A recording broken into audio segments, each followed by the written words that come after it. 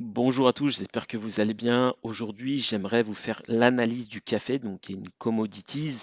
Donc dans cette chaîne, j'ai pas mal parlé de tout ce qui est crypto, tout ce qui est actions, donc qui sont de véritables passions pour moi. De manière générale, j'ai une passion pour l'investissement. Mon style est plutôt orienté moyen-long terme, plutôt swing.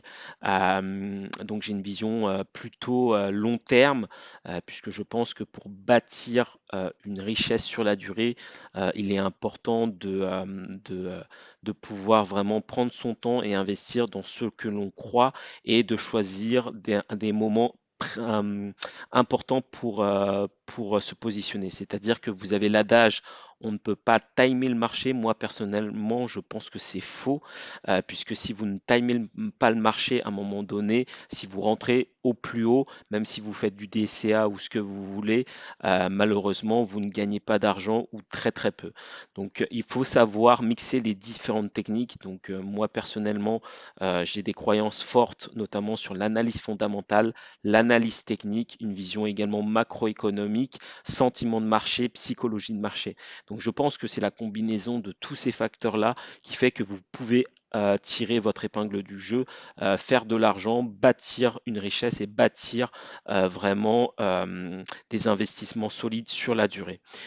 Donc j'ai pas mal parlé notamment des stocks et des actions. Donc là, cette année, j'ai décidé vraiment de pouvoir diversifier et de pouvoir aussi parler d'autres types de passions, notamment les commodities et autres. Donc moi, personnellement, bon, bah, ça, ce sont mes convictions personnelles. Moi, j'investis plutôt, on va dire, un peu en conscience. J'ai du mal personnellement à mettre mon argent personnel sur la spéculation des commodities. Pourquoi? Parce que je me dis que dans le monde, bah, il y a des gens qui ont faim, il y a des gens qui ont froid, et je ne me vois pas mettre mon argent pour prendre un short ou un long pour parier à la hausse sur des commodities qui ont un impact direct sur les gens de manière générale, notamment par exemple le prix du gaz, etc. etc. Néanmoins, j'aime l'analyse technique, donc ce qui fait que notamment pour le café ou pour d'autres qui sont vraiment des trades que j'ai pris vraiment au réel, puisque je suis rentré dernièrement sur le café, mais je l'ai pris notamment en propre firme, qui fait que je n'ai pas du tout d'impact sur le marché. Et vraiment, la plupart si ce n'est la totalité des trades que je prends actuellement sur des propres firmes, ce sont vraiment tout ce qui est rattaché aux commodities et tout ce qui est actions et crypto-monnaie. La très très grosse majorité, c'est en portefeuille personnel. Mais encore une fois, ce sont mes convictions personnelles. C'est juste que bah, j'essaie de mettre quand même de la conscience par rapport à l'argent.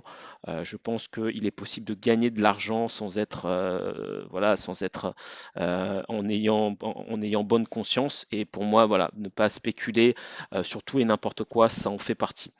Évidemment, ce sont mes propres convictions personnelles, vous n'êtes pas obligé de les partager. Et pareil, au niveau des risques, je ne fais que vous partager moi mes convictions personnelles. C'est à vous de faire vos propres analyses, de votre propre opinion.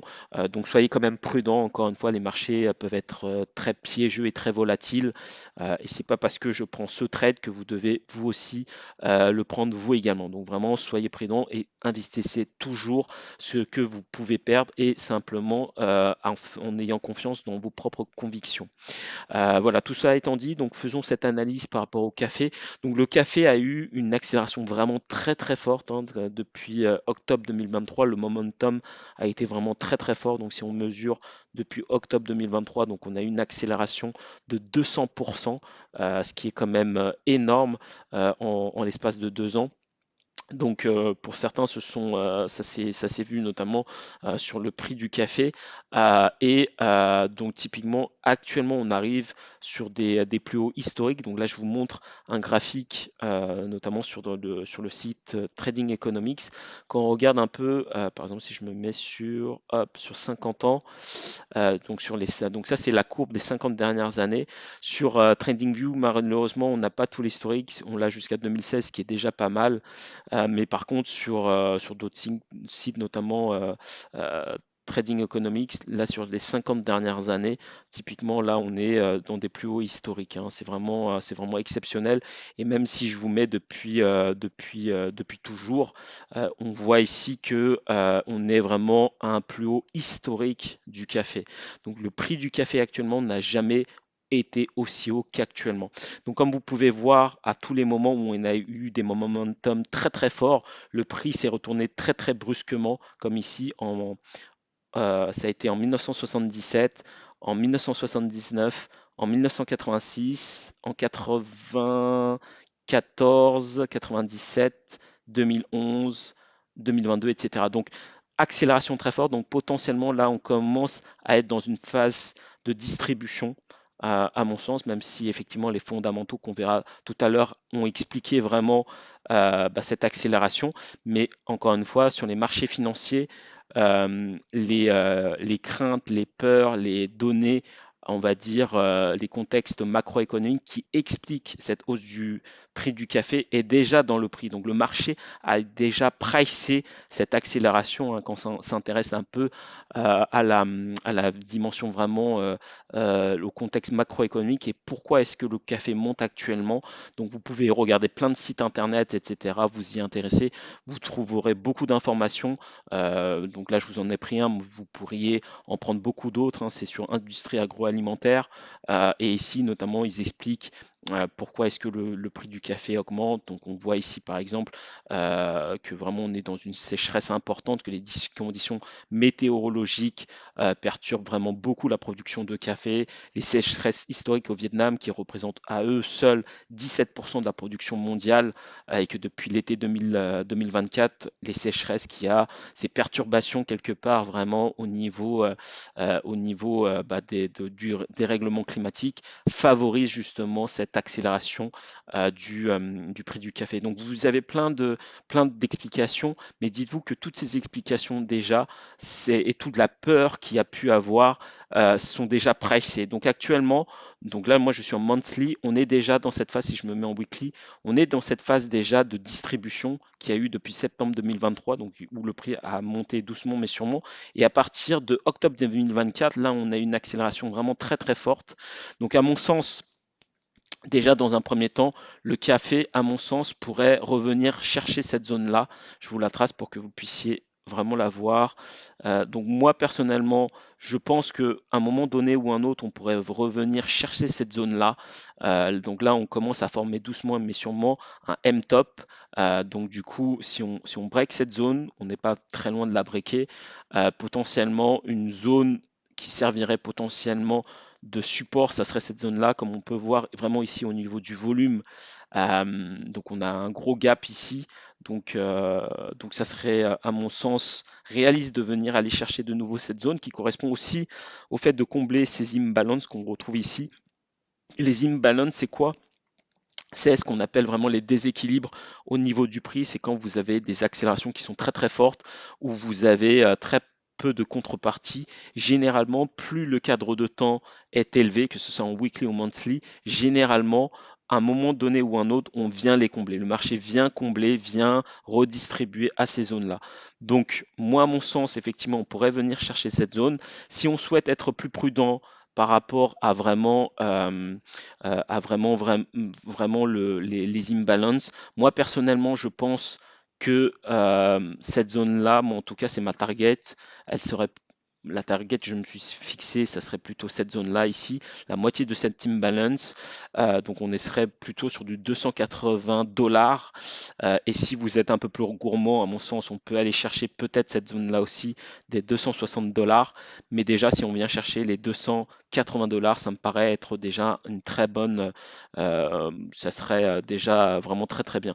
Moi, c'est personnellement, c'est un short que j'ai pris dernièrement. Encore une fois, pour tout ce qui est commodities, par conscience personnelle, je ne les prends pas en nom propre, je passe par une propre firme et ça m'offrirait, moi je suis rentré peut-être quelque part, donc ça a été très récent, hein. J'ai dû rentrer peut-être quelque part par là. Donc moi ça m'offrirait, hop, ça m'offrirait un petit 25%. Quand on est habitué notamment aux crypto-monnaies, etc., on peut se dire que 25% c'est pas beaucoup, mais c'est énorme quand on a une vision un peu plus long-termiste. À noter que le livret A, c'est 2%, ou peut-être que là, ça a augmenté peut-être un peu, ou baissé, hein. Je suis pas trop le cours du livret A, mais dites-vous que si le livret A actuellement est à 2%, 25%, c'est déjà, vous faites déjà un x10 par rapport à ce que propose le livret A, ce qui est quand même énorme, et sachant que potentiellement vous pourriez l'avoir beaucoup plus rapidement. Donc à mon sens, il faut savoir bien gérer votre portefeuille, c'est-à-dire que là, on est sur les commodities. Si comme moi, vous avez quand même une vision quand même d'investissement conscient, on va dire ça comme ça, peut-être que vous voudriez vous-même aussi ne pas spéculer sur la matière première, parce qu'encore une fois, moi je pense que je n'aime pas spéculer là-dessus parce que c'est, en tout cas directement, puisque je considère que bah, derrière il y a des humains, il y a des gens qui ont faim, il y a des gens qui ont soif, il y en a qui ont froid, etc., etc. Je ne me vois pas spéculer mon argent directement là-dessus, mais plutôt le faire en propre firme pour ces commodities. Et là, 25%, bon, c'est pas dégueulasse, personnellement. Dites-vous que vraiment, en investissement, la clé, c'est quand même votre capacité à protéger votre portefeuille, donc de mettre un stop loss quand même, par exemple, pour moi, le M-top, donc si on break ce niveau-là, hop, je vous le dessine, ça serait pour moi, si on revient par exemple typiquement à ces niveaux-là, moi ça m'intéresse pas donc moi mon stop est dans cette zone-là. Ça m'intéresse pas de rester parce que ça signifie que potentiellement on irait chasser de nouveau ces zones-là, et donc je préfère sortir puisqu'on peut très bien chasser de nouveau, repartir de nouveau plus bas, et là à ce moment-là je retrouverai un nouveau point d'entrée s'il m'intéresse à ce moment-là. Mais en tout cas, là, je viens de prendre une position. Quand on regarde un peu en monthly, donc effectivement, ça correspond quand même à cette zone-là. Et ma target, c'est plutôt 280. Et si vous êtes gourmand, encore une fois, ça serait 263. 280, si on se met sur une vision globale, hein, sur donc 280. Hop, ça serait revenir au moins ici. Donc comme on peut voir, 280, ça correspond au plus haut de trois zones de 2011, 97 et 77, donc qui offrirait quand même potentiellement un support qui peut être intéressant. Donc à mon sens, ça serait pas idiot de revenir chercher cette zone-là. Et donc du coup, si on donc ça permettrait après généralement des phases d'accélération aussi fortes comme ça, qui sont parfois effectivement des raisons macroéconomiques, mais également de la spéculation ou de la peur qui fait que vous avez cette accélération, et qui fait que généralement pour revenir, donc il y a généralement un essoufflement qui est fait et le prix peut redescendre très brusquement. Ce qu'on voit notamment également sur le stochastique RSI, moi j'utilise personnellement plutôt le stochastique RSI qui est un peu plus lent, qui nous montre également qu'on est dans une zone quand même de surchauffe, et à mon sens peut-être que potentiellement on pourrait revenir chercher cette zone-là. Donc quand on trace un peu Fibonacci pour voir où on en est, donc il y en a qui vont vous dire l'analyse technique c'est des conneries, mais à un moment donné, moi personnellement qui viens de l'analyse fondamentale, je crois en l'analyse fondamentale, ça nous permet de ne pas investir son argent dans tout et n'importe quoi, mais à un moment donné, c'est le momentum, c'est le timing, c'est essayer, on ne pourra jamais parfaitement toujours rentrer dans les plus bas et les plus hauts, mais quand vous n'essayez pas un minimum de choisir vos entrées, bah, c'est là où vous vous faites défoncer, et c'est là où vous avez des rendements très très faibles. Donc il faut un peu chercher quand même des positions d'entrée qui vous sont confortables. Moi personnellement, je suis assez confortable d'être rentré ici, quand on regarde par exemple l'accélération qu'on a eue, si on revient sur ma target, ça serait un retracement de moitié, ce qui est totalement réaliste. Et par rapport au moment où on a eu une accélération très très forte, ça représente par rapport à ce mouvement-là, si on revient ici, ça serait un retracement à 0,786, donc qui paraît, qui est une zone également de support qui est quand même assez forte généralement. Comme on voit aussi, ça correspond ici à une grosse zone au niveau du volume, ce gros gap qu'il y a eu, donc potentiellement on viendrait chercher potentiellement à le combler. Voilà donc ce qu'on peut en dire par rapport à l'analyse technique du prix. Encore une fois, les fondamentaux, en cherchant un peu, vous verrez plein de raisons qui font que effectivement, ça a été un peu la catastrophe par rapport au café, et que le café actuellement nous fait vraiment des plus hauts, mais c'est un plus haut cette fois-ci historique, hein, depuis 1972, on n'a jamais, jamais, jamais eu un prix du café aussi important. Donc c'est quand même un moment historique. Donc je voulais quand même vous en faire part parce que c'est quand même important. Moi, je vais prendre un short dernièrement là-dessus. Et donc encore une fois en propre firme, hein, pas en argent direct.